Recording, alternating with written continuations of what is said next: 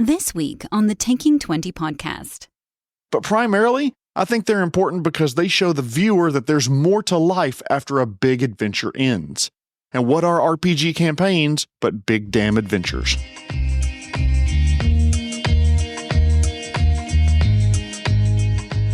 Thank you for listening to the Taking 20 podcast, episode 222, Deuces Are Wild. This week, some tips for putting together epilogues and other post-mortem scenes at the end of your campaign.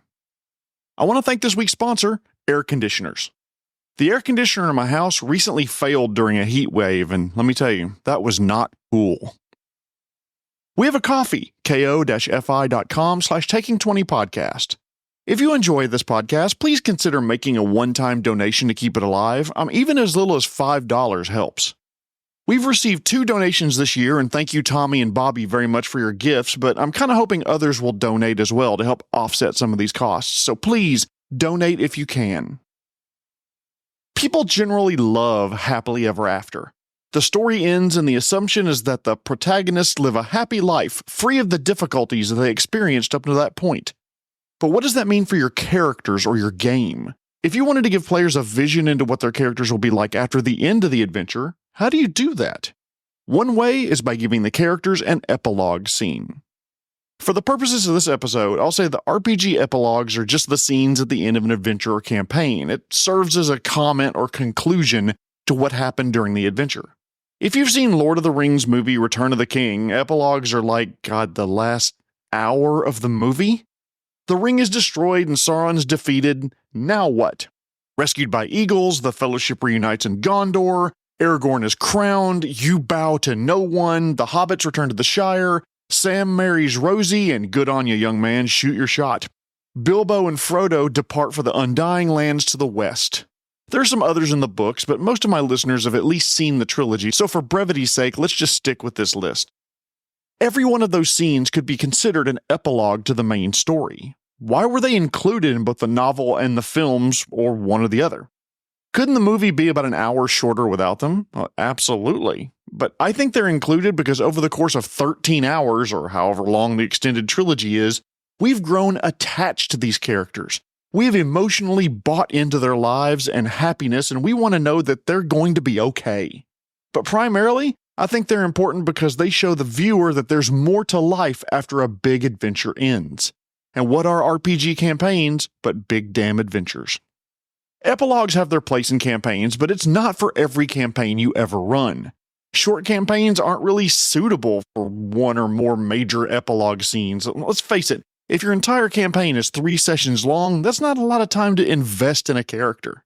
I've played a lot of characters for one-shots or short little 2 to 3 session adventures, and if I didn't have their character sheets, I probably couldn't even tell you their names or what classes they were.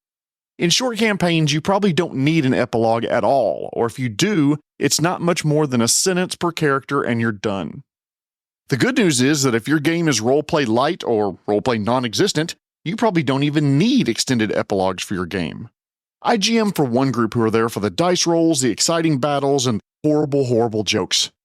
There isn't a lot of character development or connection to the game world. That's the type of game they want, and I am all about giving my players what they enjoy. When this campaign wraps up, it'll probably be a brief sentence or 2 explaining what they do for the rest of their lives, and done. Easy peasy.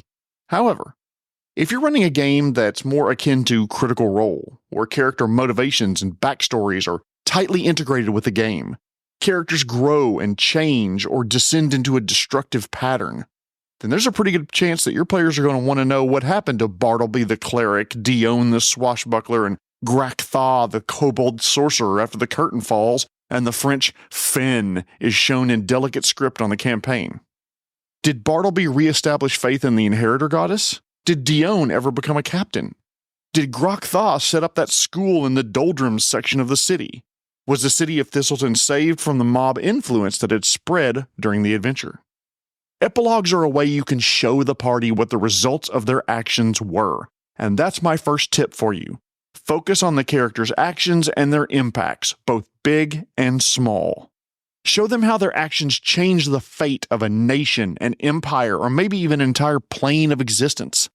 Show the stain of the big bad being erased on the macro and larger scale. the damage being repaired, nations recovering, but don't forget to show the effects, positive and negative, of the character's actions on the small scale. What happened to NPCs who were important to the player characters, even and especially if the NPC is unimportant to the world? The PCs may have given Esmeralda a 50 gold piece tip out of a lark, but remember, they did that. And as the credits roll in the campaign, show Esmeralda moving back closer to her parents, able to pay a cleric to cure some malady that affects one or both of them, or whatever the reason she was working in that shitty tavern to begin with. Show the king grieving the loss of a relative who the PCs failed to save. The epilogue is a chance to show how the characters' actions have affected the world around them, positively and negatively. Did they save the kingdom from an evil threat? Did they find a long-lost artifact? How will the people they helped remember them? Use quick vignette epilogues to show how important the PCs were for this town, region, nation, or whatever. The second tip I would have would be to collaborate with your players about epilogues. Ask them what their characters' dreams are for their happily ever after.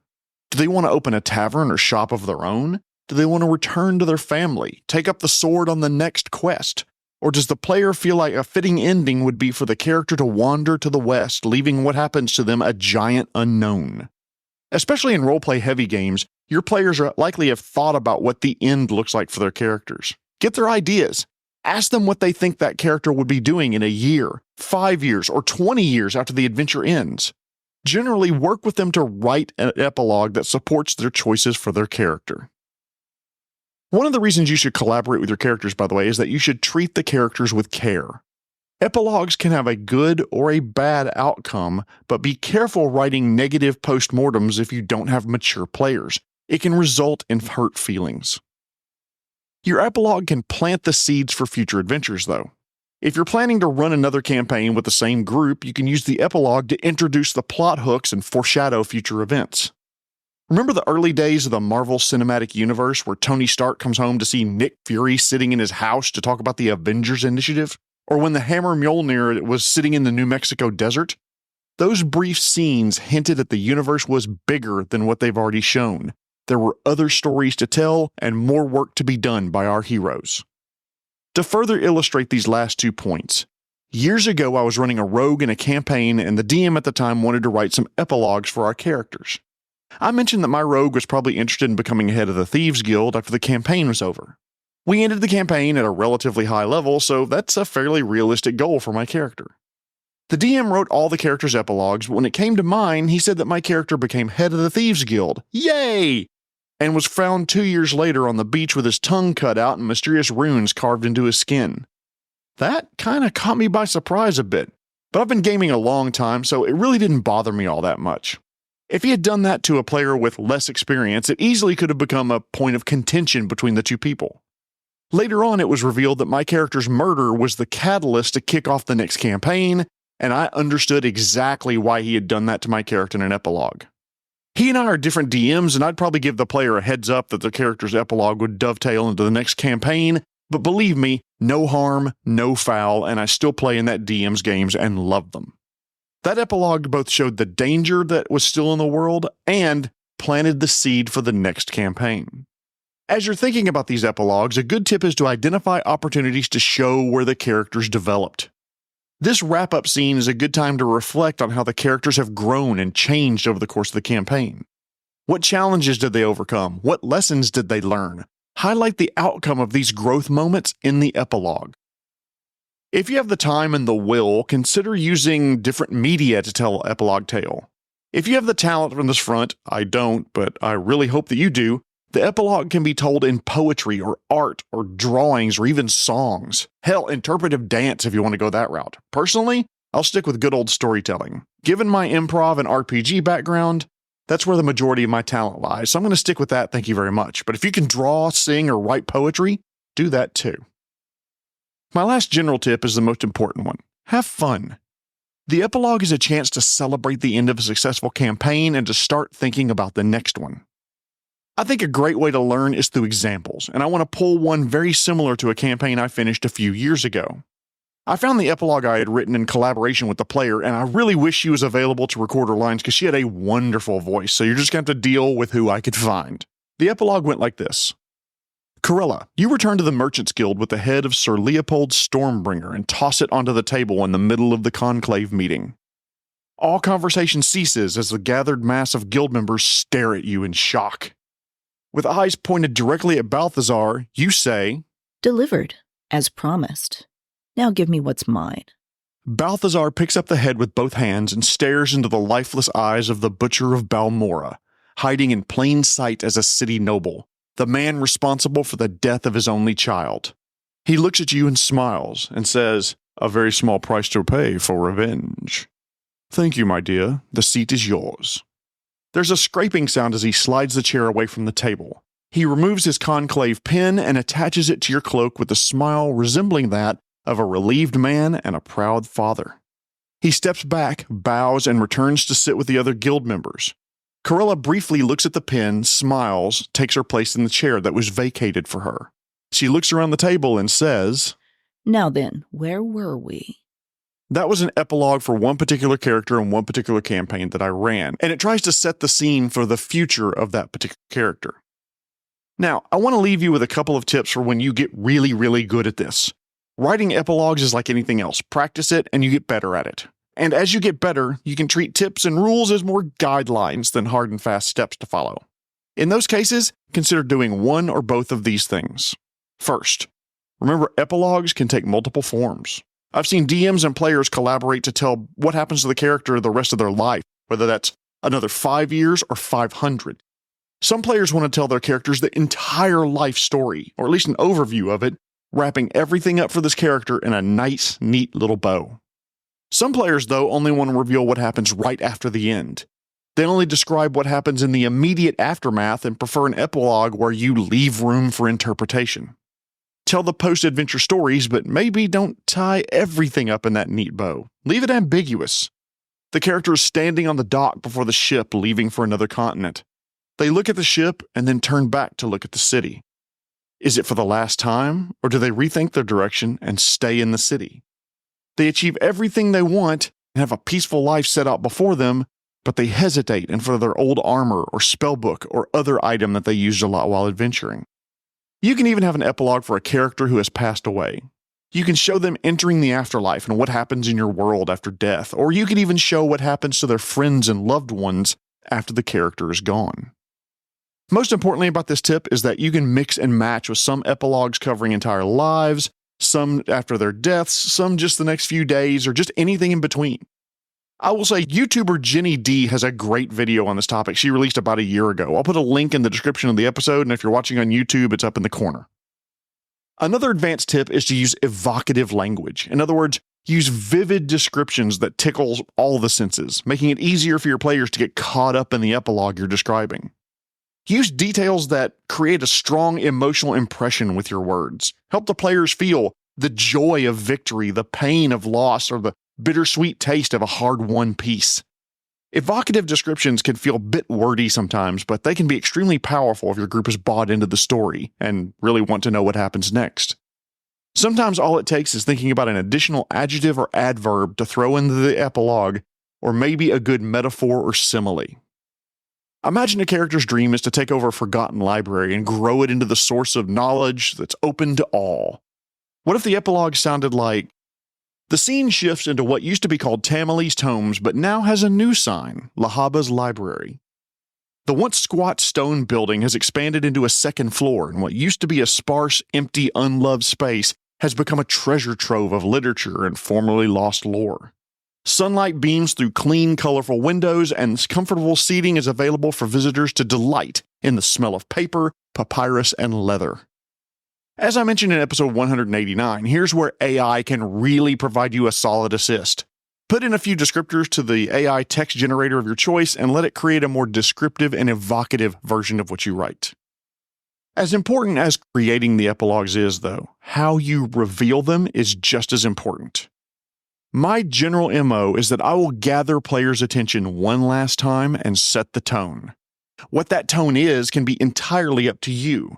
The tone of your campaign, and more importantly, how the campaign ended. Now is the time to go all in with setting the environment and the lighting, music, accessories like candles. Please don't burn down your house, by the way, or your friendly local game shop. But take the time to prepare the environment and set the appropriate mood. Generally, I tend to use bittersweet instrumental music that's freely available on YouTube, even with the happiest of endings. Sure, the big bad is slain and receiving their just desserts in the afterlife, spending eternity as, Dagon's toilet paper. But they cause destruction and death of NPCs and loved ones and maybe even a PC or two along the way. Remember, even with the sacrifices made at the end of most campaigns, these are happier, more hopeful times. I don't think I'd give the entire epilogue a feeling of a funereal dirge even if multiple PCs died. Some of these characters that did survive are likely realizing their dream, living the life they wanted when they first picked up blade and bow all those months ago. So find some appropriately happy or at least bittersweet music and play it softly in the background. Reveal the stories one by one to your players. Complete an epilogue before moving on to the next one. Unless you are a master storyteller, and hint, most of us aren't, now isn't the time to try to weave the stories by jumping back and forth between them. Start one, let the player contribute to the story if you decided to go that route, finish it, and then move on to the next one. I like speaking to the players, referring to them as their character's name. When you've completed the last epilogue, close your book, take down your DM screen, and so ends your campaign. You have just given your players a role-playing moment they will likely never forget, especially if the campaign was a long one. I'd recommend spending the rest of the night eating, talking, laughing as players, as people, as friends with one another. Let the end of the last campaign breathe and give it time before you jump into the next one. This will let the players think, reminisce, and file this great RPG moment into their long-term memory. Even if you do plan on jumping into the next campaign almost immediately, at least give everyone a break to get some food, talk about the end, and stretch their legs before diving back in. Epilogues can be the final stroke of a pen to wrap up a campaign, whether it's a deliriously happy, bittersweet, or even just bitter ending to an adventure. Consider using a few epilogue scenes to give closure to these characters and their story.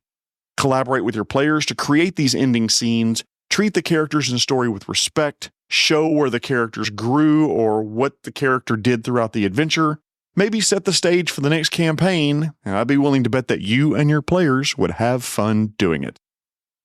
Do you like this podcast? If so, please consider telling your fellow gaming friends about it. Like I've said many times, I don't make any money with this podcast, and I don't have an advertising budget. I would greatly appreciate any effort you'd be willing to do to help me spread the word about it. Tune in next week when I'm going to have another episode in the Monster series, this time focusing on aboleths and Algolthu as they're called in Pathfinder. But before I go, I want to thank this week's sponsor, air conditioners. I mentioned that my air conditioner failed. This situation, unlike my air conditioner, really blows.